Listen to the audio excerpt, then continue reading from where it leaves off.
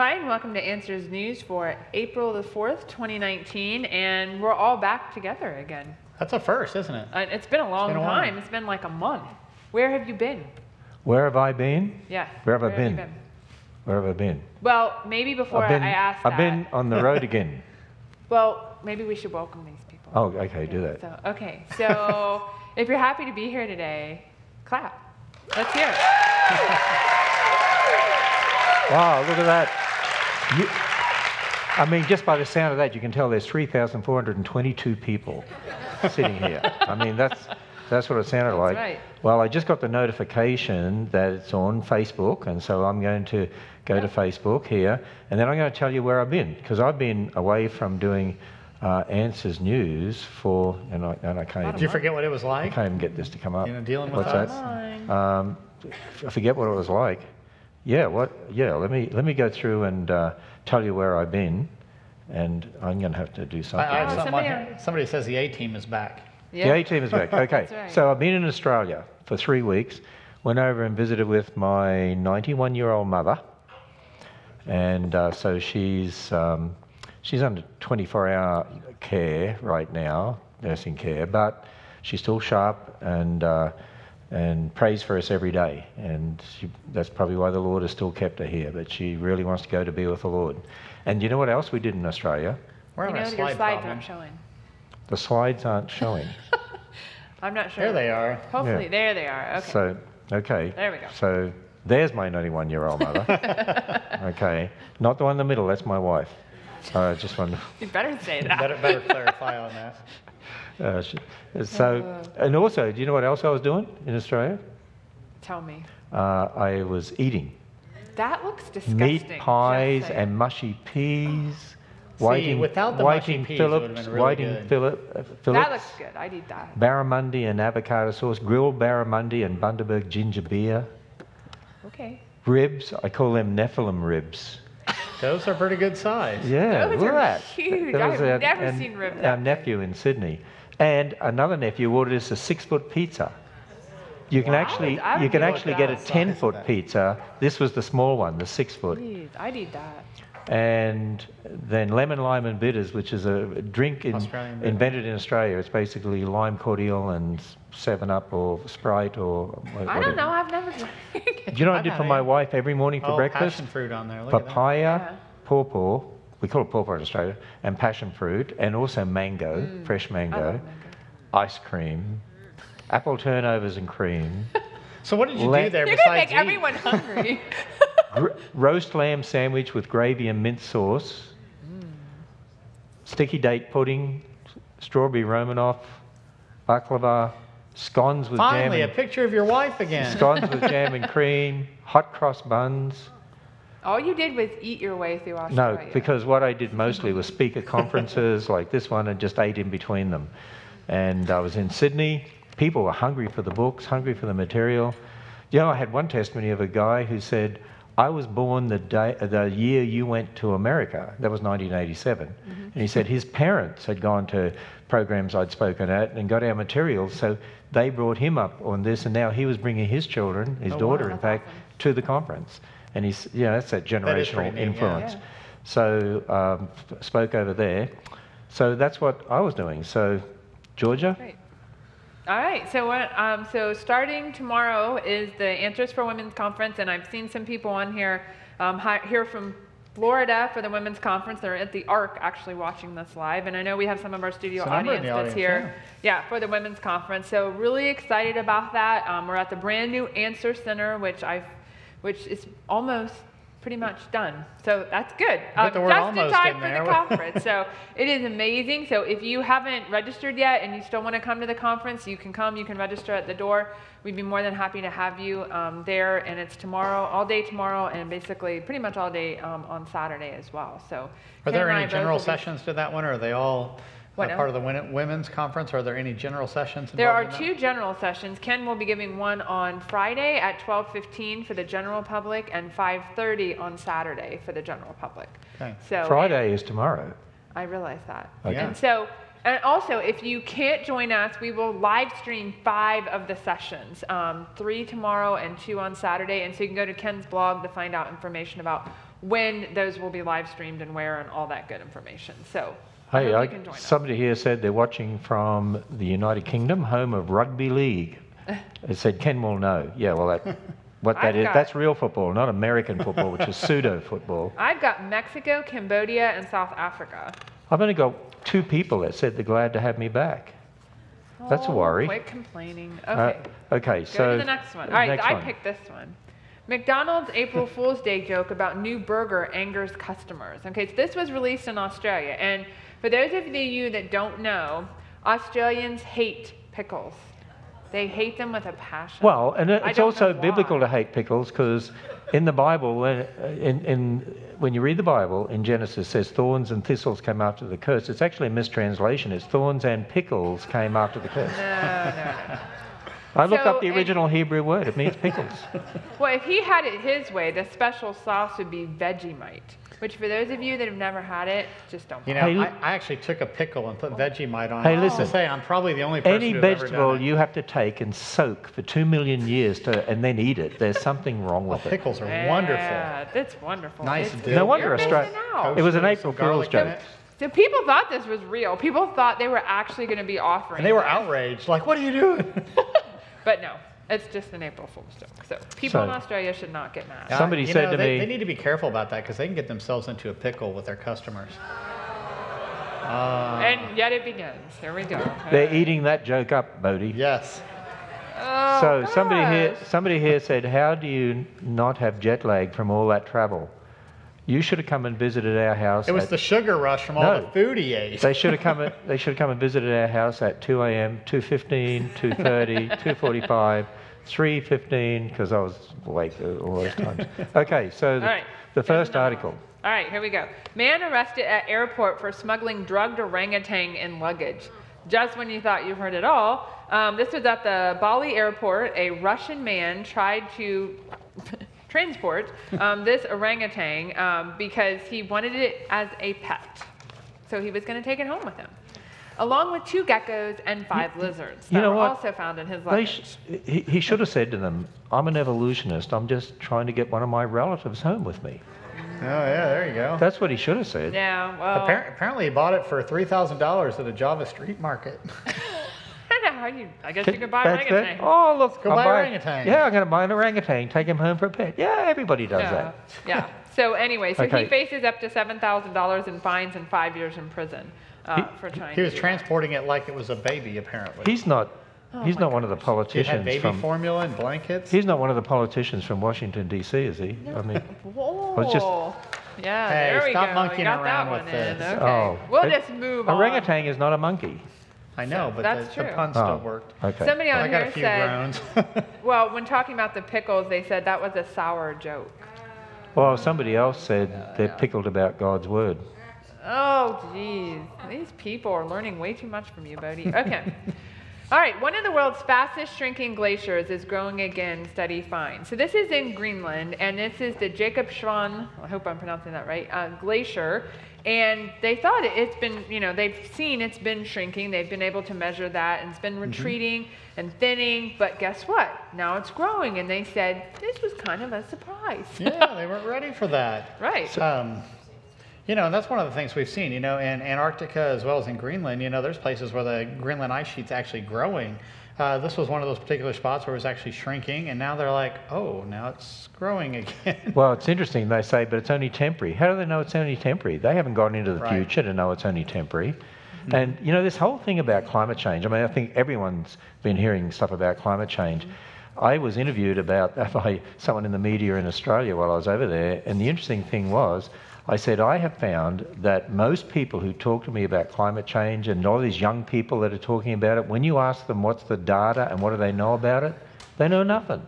They just quote, they just regurgitate what they've been told. And in actual fact, there's been warming and cooling periods in the past, and the warming period that we've just gone through, what was it, 0.67 degrees centigrade since 1880. It's very, and some people think it could be just a normal fluctuation. Well, they even say that in here. They say there are natural cyclical cooling cycles. But then you go to the next page of the article and it says man-made climate change. Well, which is it? Is it natural or is it man-made? Because you don't Right. don't know. Or it's a combination of the two. Well, the other thing you often notice these days is, you know, a hurricane will hit or something, and they'll say it's climate change because this is the worst hurricane that we've had in you know, so many hundred years or whatever. But you go back in history and you find there are times when there's been worse ones. And then the other thing is, as the population grows, they're actually settling in places they weren't in before, and so then there's flooding and other things that happen that you wouldn't have heard about before. Now there's also worldwide communication. There's a lot of factors that indicate that fluctuations we see in climate are, in a sense, natural and not caused by man. Well, they say in here that this might be coinciding with a flip of the North Atlantic Oscillation, which, you know, think of El Nino in the Pacific, it's something like that in the Atlantic, and they say a natural and temporary cooling and warming of parts of the ocean might actually be part of the cause of this. And they say, even though it's growing right now, well, it's only temporary because climate change is real. Climate change is happening, people. You know, right? Because they only want it to be temporary because climate change is a big moneymaker for a lot of people, and so that's why and what they mean by climate change is man-made climate change. Man-made global warming. So, you know, I was asked by this reporter in Australia, you know, about do you believe in climate change? And I said, absolutely. Climates have changed ever since the flood. Because the flood caused dramatic climate change, and the flood, we believe, generated an ice age, and then there's been fluctuations ever since. And, you know, I actually also need to remind people that at the end of the flood, Genesis 8, verse 22, God made a promise. Day and night will not cease, and the seasons will not cease. Day and night, summer and winter will not cease.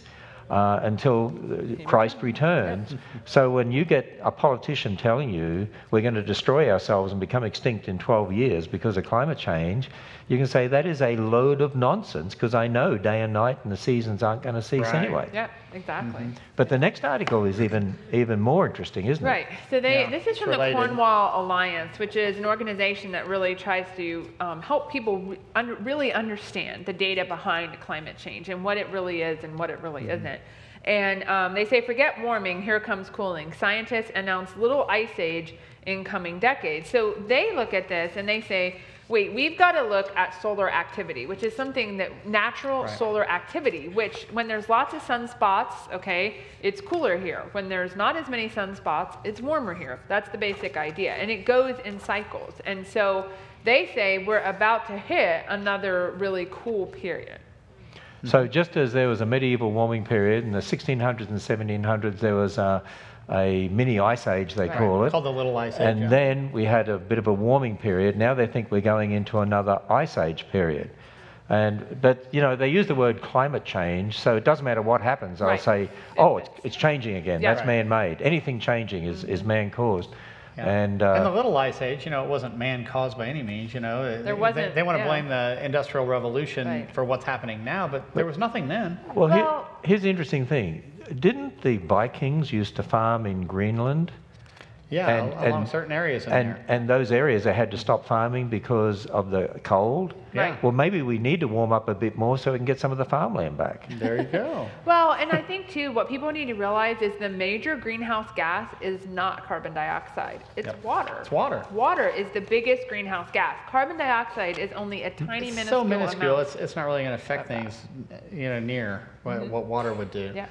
And you can tell, you know, whenever it's cloudy, you know, and it kind of does that greenhouse effect, the light comes through and kind of heats things up right then, you know, as opposed to right after a storm of some sort and everything's all blue and you know, all the heat is basically reflecting back out to space and that sort of thing. So, well, somebody here said when I was growing up in the 70s, they were saying that it was a man-made global cooling. Yeah, and they were. They were They saying that in the 70s, and they said it was man-caused.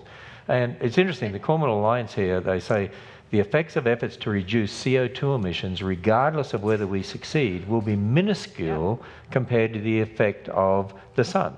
Because solar activity has a much greater effect. You know, and we pointed that out. We have a global warming DVD, and we've got a pocket guide that goes along with that. And one of the things we point out is, you know, if you look at the activity of the sun, when it puts out more, guess what? It's a little warmer. When it puts out less, we're a little cooler. And it just follows that trend beautifully. Yeah. And, you know, we pointed that out, 10 years ago. Why don't you show that map that Bodie Yeah. And you explain what we're seeing here. Yeah, Bodie found this old map. Yeah, Can you I like explain? old maps. I like a lot of history and things like that. And this particular map, it's actually one that's done by a man who was in Amsterdam in 1730. Delisle is his name. And if you look out there in the North Sea, you see some areas that that's actually underwater, but those are the Dodger Bank and a few other of these different banks where your ship could actually run into the mud there. So, and what causes that is your sea level has dropped. So how does the sea level drop? Well, you take a lot of water out of the ocean, you put it on land in the form of ice. During the Little Ice Age, that's what had happened. Some of the ice was on land in the form of glaciers and so forth. So your ocean level dropped enough to where ships could run into that. So they map it out so your ships wouldn't run into it. Yeah.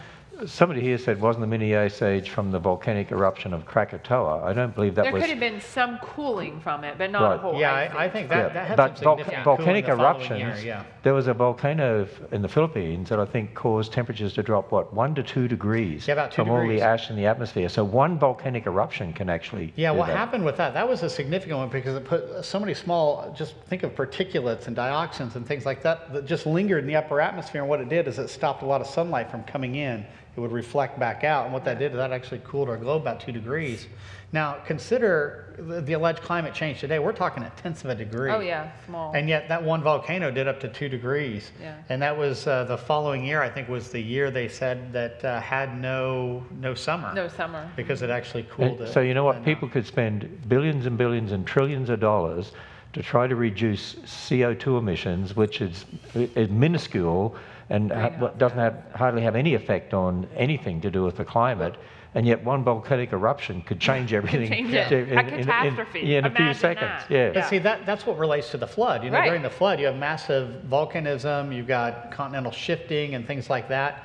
And, you know, think about that. Warm oceans because of continental shifting, cool summers as a result of the volcanic activity that, you know, leaves stuff lingering in the atmosphere. That's perfect conditions to make an ice age. So tell me, if we did have a lot of warming and the ocean levels did rise, would we lose California?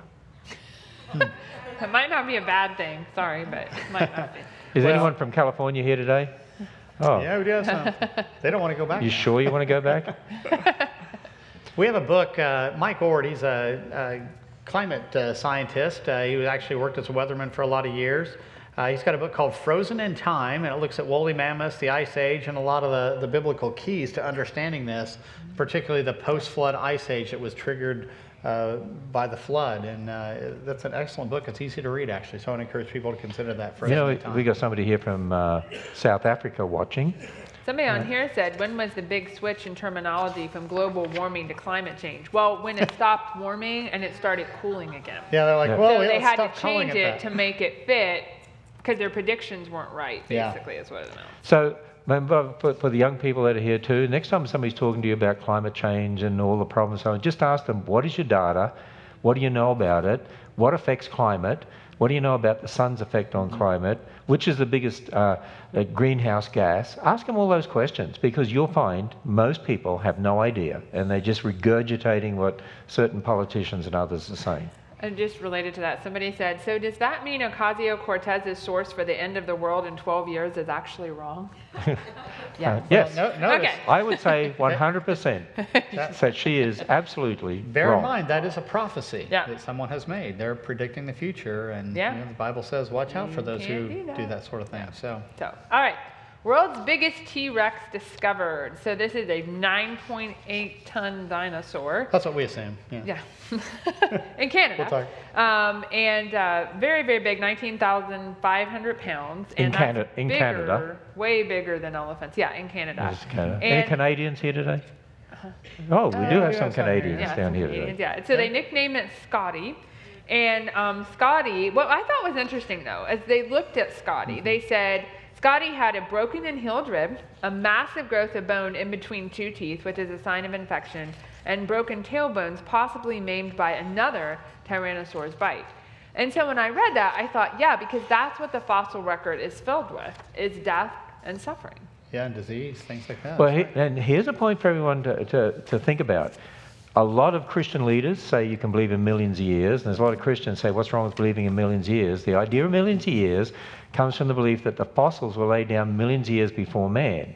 Now think about this, if you add that into the Bible, like a lot of people try to do, if you've got all these fossil layers before man, after God created man, after the sixth day, he said everything he made, everything, was very good. So if you've got this fossil record full of death, not just death, but diseases, because not just this T-Rex, there's lots of other bones show evidence of diseases, and God said all those diseases are very good. I mean, there's evidence of cancer and abscesses and all sorts of things in the fossil record, arthritis and so on. Then God's calling cancer very good. He's calling diseases very good. It doesn't fit.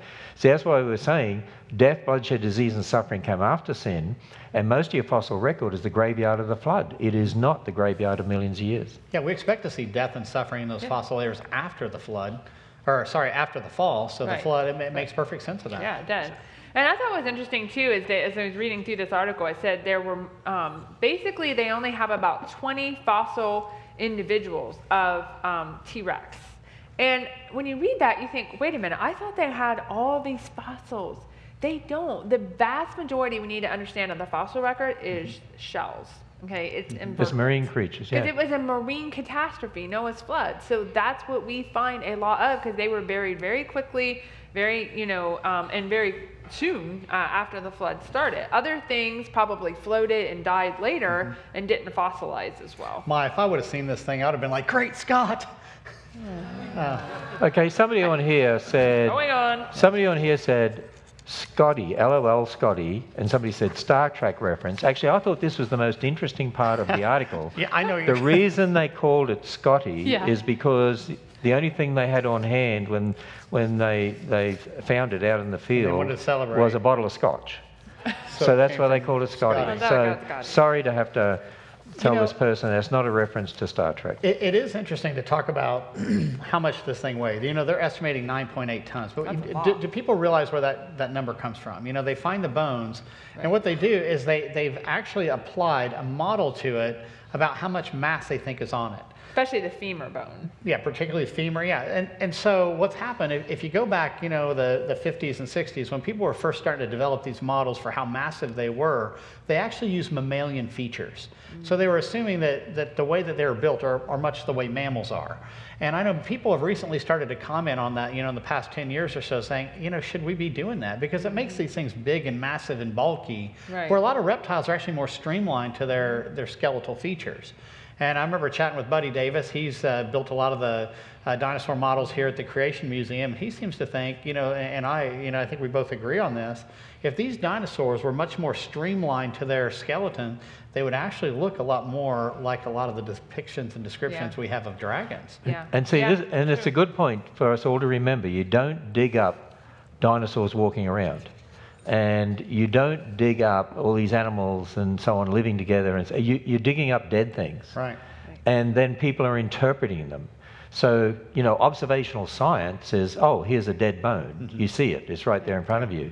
But then to interpret it in regard to the past, that's historical science. That's very, very different. Yeah. And you see that very well illustrated where they say they try to reconstruct the dinosaur's age and size. How can you reconstruct its age? And both, to some degree, are based upon assumptions, but size may be less so than age.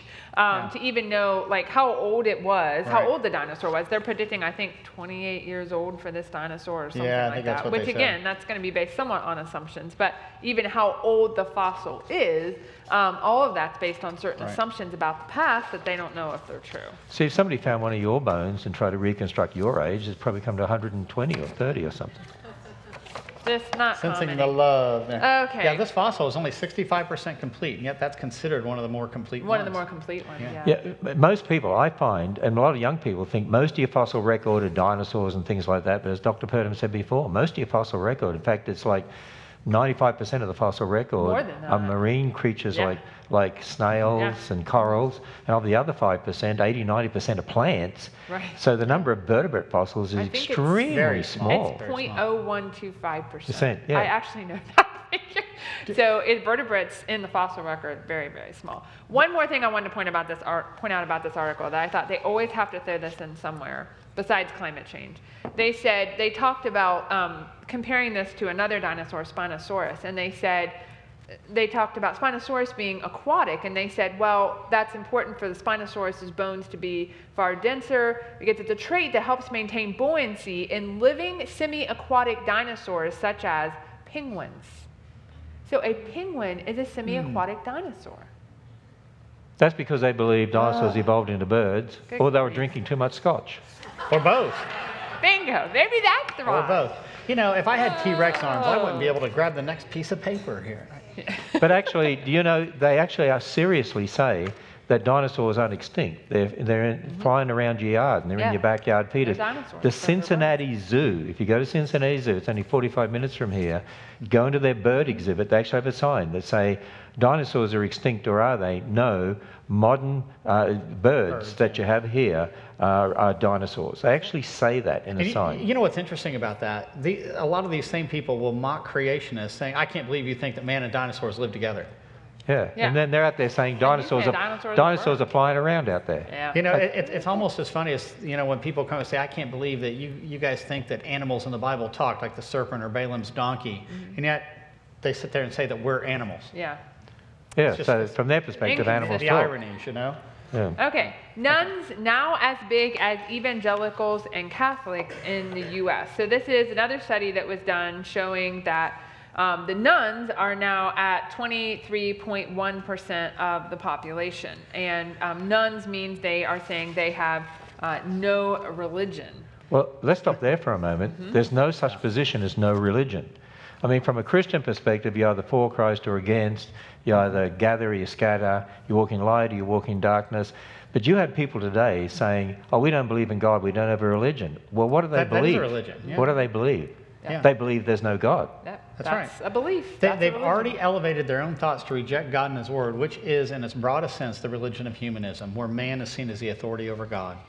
So one of the ways I like to describe those who believe that they're not religious, or the nuns, is that they're not educated enough to know what religion they've been indoctrinated to believe. Yeah. And see, here's what's happened. You find a lot of these sort of people and atheists, you know, what's happening in our education system, it's, oh, if you believe in God, that's religion. They arbitrarily say that the word religion applies only to those who believe in God. But the word religion doesn't mean that. In fact, if you look up the definition of religion, like in the Merriam-Webster online dictionary, one of the definitions is a concept, a system of belief held to with ardor and faith. And so atheism is a religion. Agnosticism is a religion.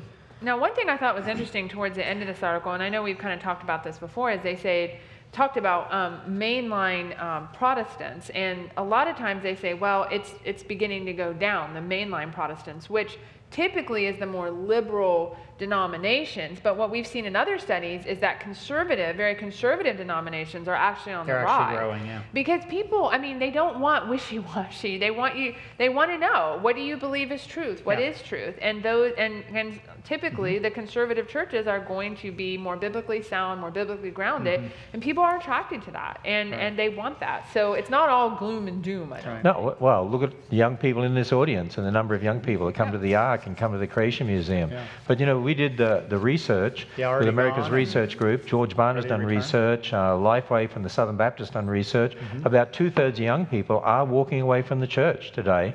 And by the time they reach college age, and very few are returning. And when we did the research as to why, it really comes down to doubts in regard to God's Word, because churches aren't teaching and parents aren't teaching them to defend their faith, which is what we do here at the Creation Museum and the Ark Encounter. We're answering questions to help people understand the Bible's truth. That's one of the things the kids wanted. They wanted to have answers. They do. So we need to get those answers out to them. Absolutely. So when we talk about this next article, are we going to get kicked off Facebook? Well, no, I don't think so.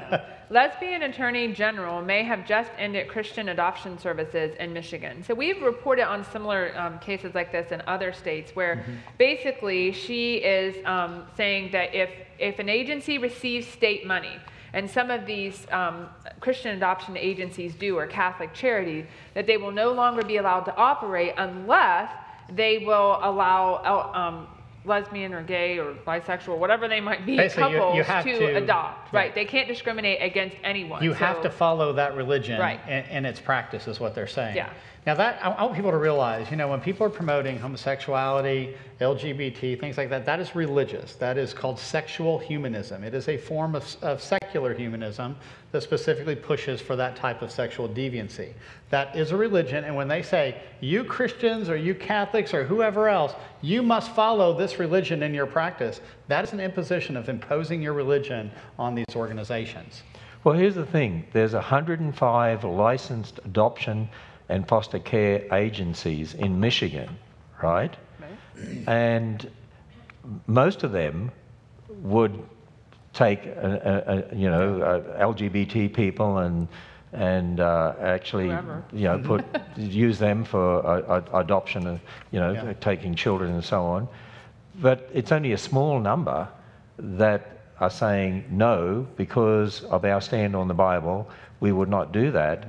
And so it's not that they can't go somewhere else. They've got options is the problem. And so that's, not the problem, but they've got other places they could go. So why shut down these agencies? And they account for 25% of the foster care and adoption agencies, and they account for 12% of the foster care adoptions in the state. And so when I read that, I thought, you know what?